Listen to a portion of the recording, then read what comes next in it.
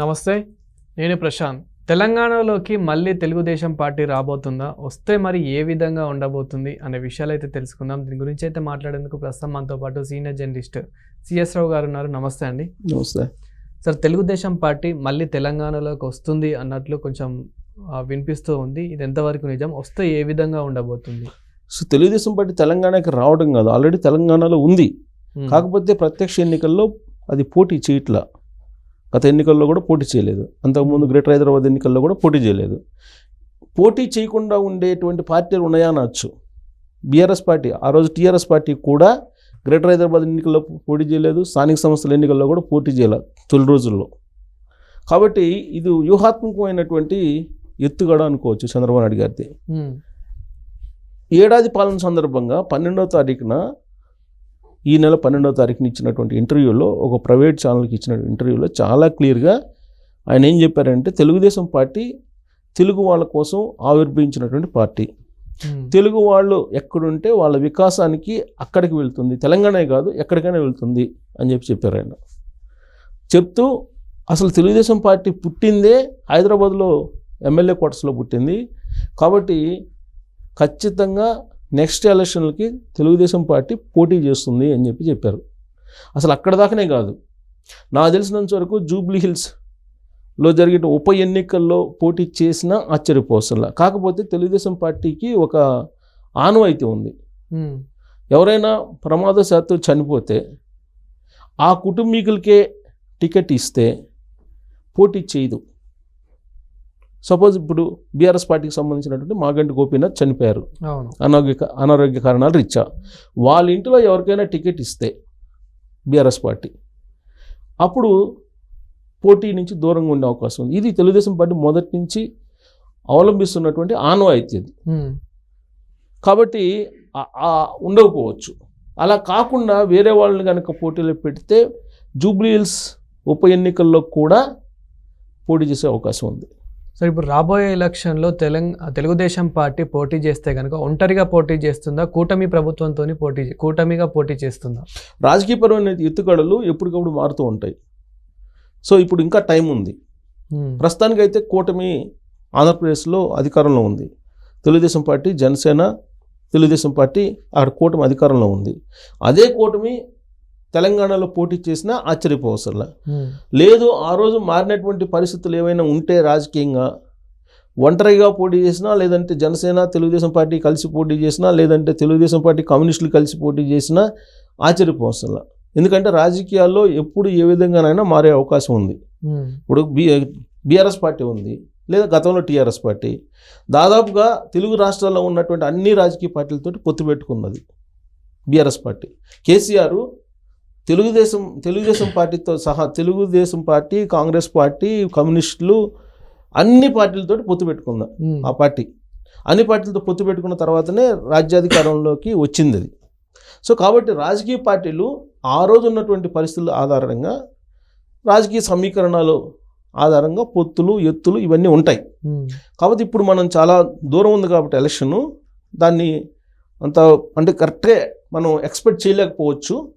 But పొత్తులు ఉంటాయి, పొత్తులు ఉండే అవకాశం ఉంది. పొత్తులు లేకపోయినా తెలుగుదేశం పార్టీ ఒంటరిగా పోటీ చేసిన ఖమ్మం, గ్రేటర్ హైదరాబాద్, నల్గొండ ఇంతవరకు చాలు.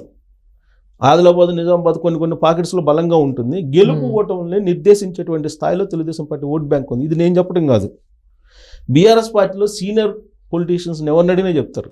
అంటే ఇప్పుడు తెలుగుదేశం పార్టీ పోటీ చేస్తే ఇక్కడ బీఆర్ఎస్ని, కాంగ్రెస్ని, బీజేపీని కాదని, సో తెలుగుదేశం పార్టీకి సీట్లు వస్తాయని మీరు అంటున్నారా? గెలుపు ఓటముల్ని తారుమారు చేసేటువంటి శక్తి ఉంది. కొన్ని చోట్ల గెలిచే అవకాశం కూడా ఉంది. ఖమ్మం లాంటి చోట్ల చంద్రబాబు నాయుడు గారు మీటింగ్ పెడితే స్వచ్ఛందంగా ఎన్నికలకు ముందు కొన్ని వేల మంది వచ్చారు. సాధారణంగా రాజకీయ పార్టీలు మీటింగ్లు పెడితే కనుక డబ్బులు ఇచ్చి అందరిని మొబిలైజ్ చేస్తారు.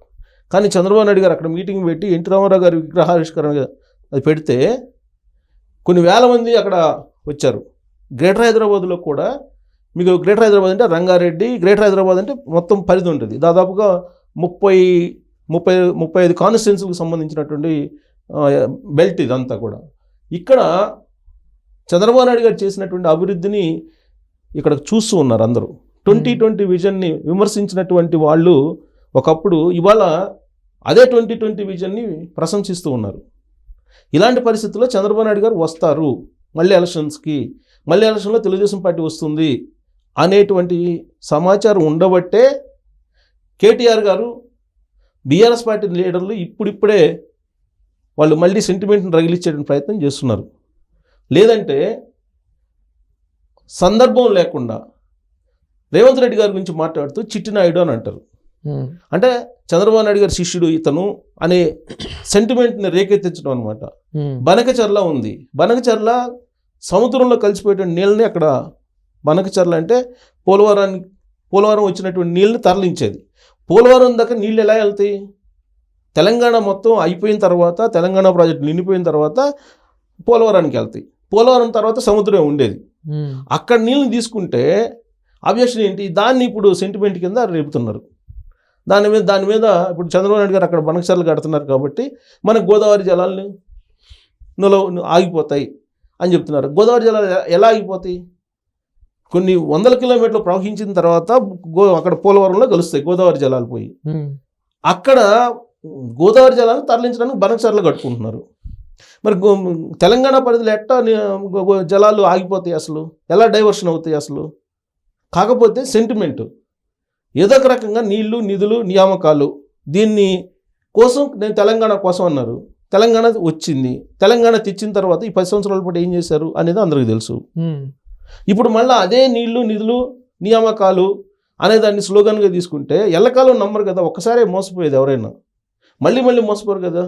మరి 10 సంవత్సరాల పాటు ఏం చేశారు? గోదావరి జలాల్ని దోచుకోబోతున్న బనకచర్ల నుంచి అని చెప్తున్నారు. సముద్ర జలాలు, వరద జలాలు అవి అందరికీ తెలుసు. ఓపెన్ సీక్రెట్, నగ్న సత్యం అది. నేను ఈ మధ్య తెలంగాణకు సంబంధించిన ఒక నీటిపారుదల శాఖకు సంబంధించిన నిపుణులను కూడా అడిగాను. ఏంటి సార్ బనకచర్లది ఎందుకు అబ్జెక్షన్ చేస్తున్నారు వీళ్ళు అని అంటే, రాజకీయంగా చేస్తున్నారు తప్పితే అక్కడ దిగువ నుండే నీళ్ళకి ఏం సంబంధం అని చెప్పి అన్నారు ఆయన ఒక మాటతోటి. కాకపోతే ఏంటంటే అక్కడ షేర్ తీసుకుంటున్నారు కాబట్టి మాకు కూడా ఇవ్వండి కృష్ణా జలాలని అని చెప్పి అడగడానికి అలా చెప్తున్నారు తప్పితే వాస్తవంగా గోదావరి జలాల్ని, తెలంగాణ జలాల్ని పంచుకోవట్లేదు. అక్కడ దిగువన సముద్రం పోయే జలాలని అని చెప్పి ఆయన చెప్పారు. ఆ లాజిక్ చెప్పారు. కాకపోతే సెంటిమెంట్కి రేకెత్తించి నెక్స్ట్ ఎలక్షన్లకి దీన్ని తీసుకెళ్లే ప్రయత్నం చేస్తున్నారు అనేది ఆయన అన్నారు. సో కాబట్టి చంద్రబాబు నాయుడు గారు వస్తారు మళ్ళీ ఎలక్షన్లకి అనేదానికి ఇప్పుడు బీఆర్ఎస్ పార్టీ వాళ్ళు ఏదైతే వాళ్ళు హైరాణ పడుతున్నారో అదే నిదర్శనం. ఒకవేళ తెలుగుదేశం పార్టీ తెలంగాణలోకి వస్తే బీఆర్ఎస్ పార్టీ తెలుగుదేశం పార్టీతో కలిసి పోటీ చేయబోతున్నారు అనుకుంటున్నారు. ఏదైనా సాధ్యమే.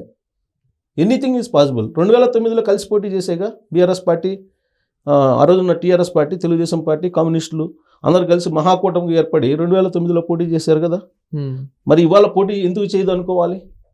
ఇప్పుడు బీఆర్ఎస్ పార్టీ బలంగా ఉంది అని చెప్పి వాళ్ళు చెబుతున్నారు. కానీ లోక్సభ ఎన్నికల్లో ఎంత పర్సెంటేజ్ ఓట్ బ్యాంక్ వచ్చింది? 18% వచ్చింది. 18% బీఆర్ఎస్ పార్టీకి వచ్చింది. మరి బలంగా ఉన్నట్ట లేదంటే బలహీనంగా ఉన్నట్ట BRS party? BJP, Congress party రెండింటి మధ్యలో ఇది లేకదోడలాగా ఉంది బీఆర్ఎస్ పార్టీ. మరి 18% అంటే ఒకవేళ యాంటీ ఇన్కంబెన్స్, ప్రభుత్వ వ్యతిరేకత ఉందనుకున్నా ఎంత పర్సెంటేజ్ వస్తుంది దానికి? మహా వస్తే ఇంకొక 5% వస్తుంది, లేదు 10% వస్తుంది అనుకున్నాం. 28% కదా. మరి 28% తోటి అధికారంలోకి వస్తుందా బీఆర్ఎస్ పార్టీ? కాబట్టి ఏదో ఒక పార్టీతో పొత్తు పెట్టుకునే ప్రయత్నం అది చేస్తున్నారు వాళ్ళు. అది బీజేపీనా, కాంగ్రెసా, తెలుగుదేశమా? ఇప్పుడు బీజేపీ కాంగ్రెస్ కాదనుకుంది అనుకోండి, అప్పుడు బీజేపీ తెలుగుదేశం పార్టీతోటి పొత్తు పెట్టుకోకుండా ఉంటుందని చెప్పి అనుకోగలమా? అనుకోలేము. ఎందుకంటే తెలుగుదేశం పార్టీ ఒక్కసారి ఎంటర్ అయితే బాగా రాజకీయంగా దెబ్బ తగిలేటువంటి పార్టీ ఏదంటే బీఆర్ఎస్ పార్టీ. కారణం ఏంటంటే తెలుగుదేశం పార్టీ నుంచి వెళ్ళినటువంటి వాళ్ళు ఇంక్లూడింగ్ కేసీఆర్ అక్కడ ఉండేది, క్యాడర్ కానీ లీడర్లు కానీ ఓటర్స్ కూడా తెలుగుదేశం పార్టీ వాళ్ళే. ఇప్పటికే చంద్రబాబు నాయుడు గారు హైదరాబాద్ వస్తే మల్లారెడ్డి, తీగల కృష్ణారెడ్డి ఇలాంటి వాళ్ళందరూ చాలామంది కలుస్తున్నారు బహిరంగంగా, కొంతమంది ఇండైరెక్ట్గా కలుస్తున్నారు. సో బీఆర్ఎస్ పార్టీ ఖాళీ అయ్యే అవకాశం ఉంది. ఇంకోటి ఏంటంటే BC vote bank, BC polarisation జరుగుతుంది తెలంగాణలో. బీసీల పార్టీ ఏంటంటే తెలంగాణలో తెలుగుదేశం పార్టీ అనేది 100కి 90 చెప్తారు. 100కి 90 చెప్తారు. ఎక్కడ దాకా ఎందుకు TRS party founder member Prakash గారు నా ఇంటర్వ్యూలోనే చెప్పారు, ఇవాళకి కూడా తెలుగుదేశం పార్టీకి 15% ఓట్ బ్యాంక్ ఉంటుందండి అని బీసీల నుంచి. ఆయనే చెప్పాడు నాకు ఇంటర్వ్యూలో ఇక్కడే. సో తెలుగుదేశం పార్టీకి ఓటర్స్ ఉన్నారు, లీడర్స్ లేరు. ఇప్పుడు కనుక తెలుగుదేశం పార్టీ యాక్టివేట్ అయితే లీడర్స్ ఎక్కడి నుంచి వస్తారు? బీఆర్ఎస్ పార్టీ నుంచి వస్తారు. లీడర్స్ వస్తే ఇంకా కొద్దిగా బలపడుతుంది. కాబట్టి వీళ్ళు ఈ రెండు పార్టీలు పొత్తు పెట్టుకోవు అని చెప్పి చెప్పడానికి కూడా లేదు. మనం రాజకీయాల్లో ఏదైనా పాజిబులే. ఇప్పుడు ఆల్రెడీ కూటమి అక్కడ ఉంది, అదే కూటమి ఇక్కడ పోటీ చేసినా ఆశ్చర్యపోసల్లా. సో రావడం అయితే తథ్యం. రాబోయే ఎన్నికలకి ఖచ్చితంగా ఇక్కడికి వస్తుందని చెప్పి నేను చెప్పడం కాదు కదా, చంద్రబాబు నాయుడు గారే ఇంటర్వ్యూలో ప్రైవేట్ ఛానల్కి ఇచ్చిన ఇంటర్వ్యూలో చెప్పారు. బహుశా ప్రత్యర్థి పార్టీలుగా ఉన్నటువంటి బీఆర్ఎస్ పార్టీకి కానీ లేదా ఇతర పార్టీలకు కానీ సమాచారం ఉండి ఉంటుంది. మిగతా పార్టీలు అంత హైరాణ పడకపోయినప్పటికీ కూడా బీఆర్ఎస్ పార్టీ హైరాణ పడుతుంది. ప్రతి అంశంలో తెలుగుదేశం పార్టీని, చంద్రబాబు నాయుడు గారిని టార్గెట్ చేస్తున్నారు. ఇప్పుడు ఇక్కడ అసలు యాక్టివ్గా లేదు కదా ప్రస్తుతం ప్రజెంట్ అయితే పార్టీ ఉంది కానీ యాక్టివ్గా లేదు కదా. మరి ఎందుకు హైరాణ పడుతున్నారు తెలుగుదేశం అంటే బీఆర్ఎస్ పార్టీ వాళ్ళు? ప్రతి అంశంలో కూడా సందర్భం లేకుండా చంద్రబాబు నాయుడు గారిని, తెలుగుదేశం పార్టీని టార్గెట్ చేస్తూ మాట్లాడుతున్నారు బీఆర్ఎస్ పార్టీ. అక్కడే అర్థమవుతుంది కదా తెలుగుదేశం పార్టీ ఖచ్చితంగా తెలంగాణలోకి వస్తుందని. వస్తే ఎవరికి నష్టం అనేది కూడా ఆల్రెడీ వాళ్ళ మాటల్లోనే అర్థమవుతుందిగా, బీఆర్ఎస్ పార్టీ వాళ్ళు చెప్తున్న మాటల ప్రకారం అర్థమవుతుందిగా. సో కాబట్టి రాబోయే రోజుల్లో తెలుగుదేశం పార్టీ తెలంగాణలో అడుగు పెట్టడం, మళ్ళీ తిరిగి పునర్వైభవం కోసం ప్రయత్నించడం ఖాయం. Thank you sir.